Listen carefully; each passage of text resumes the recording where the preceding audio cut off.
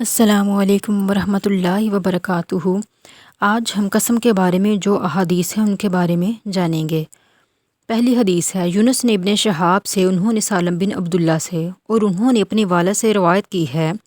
انہوں نے کہا، میں نے حضرت عمر بن خطاب رضی اللہ تعالی عنہ سے سنا ہے، وہ کہہ رہے تھے کہ رسول اللہ صلی اللہ علیہ وآلہ وسلم نے فرمایا، بلا شبہ اللہ تعالیٰ تمہیں اپنے آباء و اجداد کی قسم کھانے سے منع کرتا ہے۔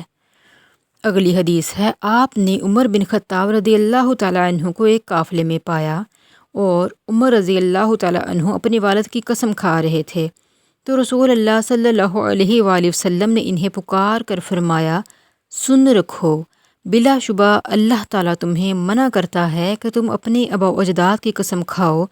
جس نے قسم کھانی ہے وہ اللہ کی قسم کھائے یا خاموش رہے۔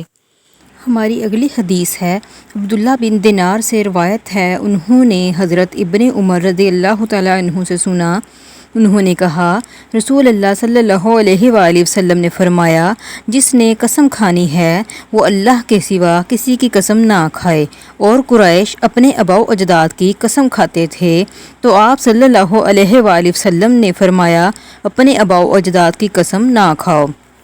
سب سے آخری حدیث ہے، حضرت عبداللہ بن سمرہ رضی اللہ تعالیٰ عنہ سے روایت ہے، انہوں نے کہا، رسول اللہ صلی اللہ علیہ وآلہ وسلم نے فرمایا، تم بتوں کی قسم نہ کھاؤ اور نہ ہی اپنے آباء و اجداد کی۔